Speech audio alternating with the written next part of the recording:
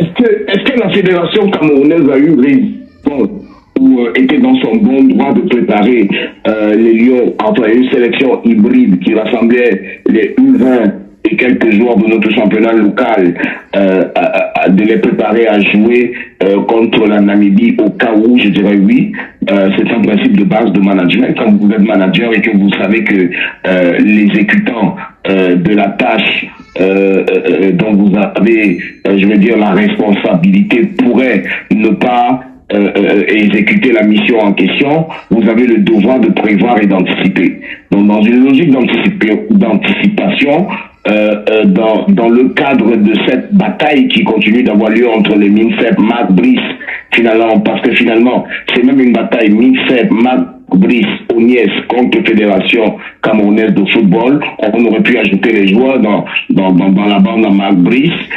C'est normal que la Fédération camerounaise de football se prépare à ce que ces gens puissent dans leur folie de violation des lois, puissent dans leur folie de violation de loi nous amener vers une situation de tapis vert. C'est normal que Samuel Eto'o et son comité exécutif, dans le but de nous faire éviter justement un tapis vert et de faire respecter la loi, c'est normal qu'ils préparent une équipe supplémentaire pour pouvoir pallier à un possible, j'ai envie de dire quoi, désistement ou à un possible remplacement de l'équipe première. Donc c'est normal, c'est du management tout court. Voilà. Et on a remarqué que Joachim Moununga, l'assistant de Mac Brice, n'était pas sur le banc de touche pendant la rencontre Cameroun-Namibie. Que s'est-il passé du côté de Garoua? Moi, je n'étais pas à Garoua, mais la seule possibilité, il me semble, et je pense que la presse en a parlé de façon suffisante, la seule possibilité pour que l'adjoint justement à Marbis ne se trouve pas sur le banc de tous, c'est que il ne figurait certainement pas sur la feuille de match. Et l'une des possibilités pour qu'il ne se retrouve pas sur la feuille de match, c'est donc que c'est de bon ton, c'est la règle, c'est la loi. Si vous n'avez pas votre nom inscrit sur la feuille de match, vous ne pouvez pas vous asseoir sur le banc de touche. Et pour que votre nom figure sur la feuille de match, il faut que la Fédération camerounaise ait accès à vos informations, lesquelles informations sont consignées dans votre passeport. Donc si cet homme n'a pas eu accès au banc de touche, ça veut dire qu'il s'est entêté à ne pas donner son passeport à la Fédération camerounaise de football. Mais qui est même ce Congolais qui viendrait refuser de donner son passeport dans une fédération où Samuel Eto'o est président? Donc cet entêtement, je dis, commence à exaspérer et ça commence vraiment à nous sortir de partout, nos autres Camerounais. Voilà. Alors, on a remarqué que les Lions indomptables du Cameroun, une fois arrivés à Kampala, on a vécu la même situation que l'on a vécu au Cameroun, avec 2 hôtels qui ont été réservés, avec 2 staffs, et la Fédération camerounaise de football qui aujourd'hui nous dit encore que les joueurs ne sont pas à leur disposition. Est-ce qu'on revivra le même scénario que l'on a déjà vécu au Cameroun la dernière fois? Sûrement, si les choses continuent comme ça, on va revivre le même scénario. Mais peut-être qu'il est temps que la Fédération camerounaise de football prenne ses responsabilités. On a 24 joueurs qui ont été convoqués, 22 ou 24, je ne sais plus, qui ont été convoqués. C'est simple. Ceux qui ne remettent pas, qui ne se mettent pas à la disposition de la Fédération camerounaise de football, la Fédération a les outils juridiques internes qui permettent de régler ce type de problème. Donc, c'est un peu comme si vous aviez convoqué un joueur pour une rencontre, et puis, au lieu de se retrouver dans votre hôtel, se retrouve ailleurs. Dans n'importe quel pays au monde, on sanctionnerait cela. Donc, que Samuel Eto'o et son équipe prennent leurs responsabilités en main, et qu'il y ait des sanctions, pour certains 2, 3 matchs de sanctions, pour d'autres 4, 5 matchs de sanctions, pour certains radiation de l'équipe nationale. Je ne sais pas si c'est possible de faire ce type de choses pour la radiation, mais je sais qu'il y a des sanctions qui sont attachées à ce type d'action. Donc si on dit par exemple à André Onana qu'il est suspendu de l'équipe nationale du Cameroun pendant 4 matchs, et que vous savez que la suspension à l'équipe nationale entraîne forcément la suspension dans votre club en question. Donc, s'il est suspendu 4 matchs au Cameroun et qu'il est suspendu 4 matchs avec Manchester United, à la prochaine convocation, il viendra à l'hôtel, même si c'est à Bonabéry qu'il doit dormir. Donc, c'est à la Fédération camerounaise de football de prendre ses responsabilités et de sanctionner. C'est ça.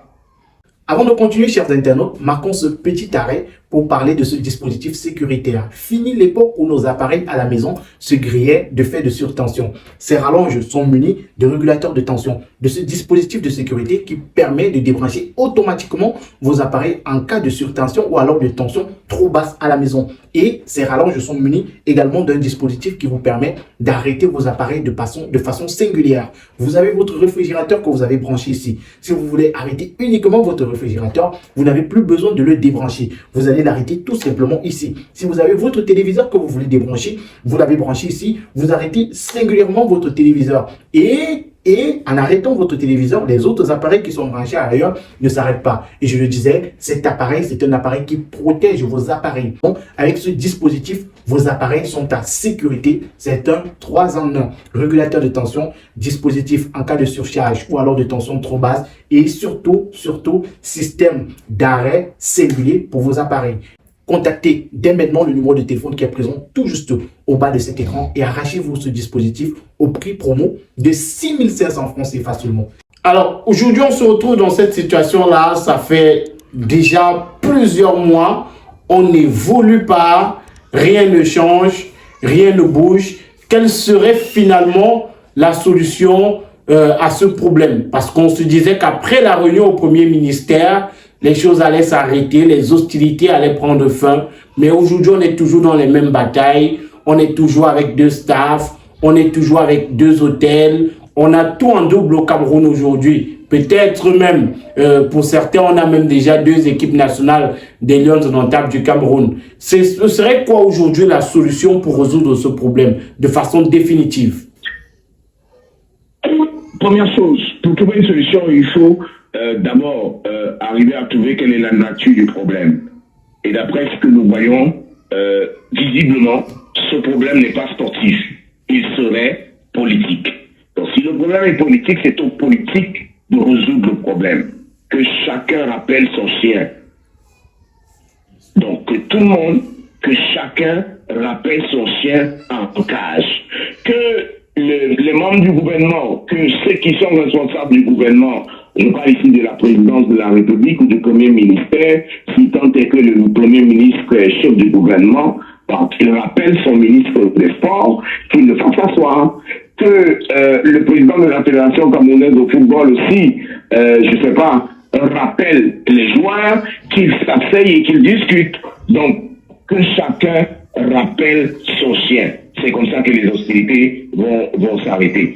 Tant que tout le monde regarde dans un côté différent et que les gens prennent plaisir à voir du sang couler, à voir comment les gens se battent, bah, malheureusement, cette bataille va continuer de prospérer. Voilà. Rappelons que les Lions indomptables du Cameroun joueront leur 2e rencontre comptant pour les éliminatoires de la Coupe d'Afrique des Nations 2025 le 10 septembre prochain, donc dans quelques heures seulement. On va souhaiter une victoire à nos Lions indomptables. Merci à toi, Jean-Pierre Bala, de nous avoir accordé un peu de ton temps cet après-midi. Ok, très bien. Merci à toi, Madji Moko. Félicitations encore pour ton émission et à très bientôt.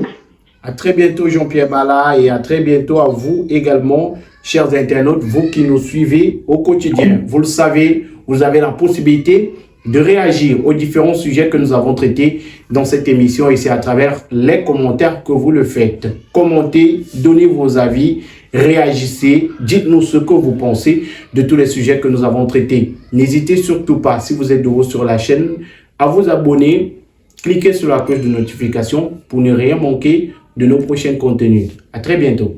Vous avez besoin d'eau potable, vous désirez réaliser des forages, des puits ou installer des châteaux pour avoir l'eau potable d'excellente qualité? Alors désormais, faites confiance à l'entreprise Muebu Forage pour tous vos problèmes d'approvisionnement en eau potable. Muebu Forage, c'est la réalisation des forages d'eau potable dans vos domiciles ou en entreprise, la construction et l'installation des châteaux d'eau, la construction des puits aménagés, la plomberie générale, l'adduction en eau potable, la vente, l'installation et maintenance des pompes, motopompes et des suppresseurs. C'est aussi un service de maintenance et d'entretien. Actuellement, c'est la grande promotion chez Muebu Forage. Vous avez la possibilité de réaliser vos forages à des prix vraiment dérisoires, des prix cadeaux. Waouh! Alors, n'hésitez plus, que vous soyez à Douala ou dans une autre ville, nos équipes se déplacent pour réaliser vos forages. Contactez Muebu Forage au numéro suivant 670 83 20 13 et le 698 60 65 52 ou via notre adresse email muebuforage@gmail.com.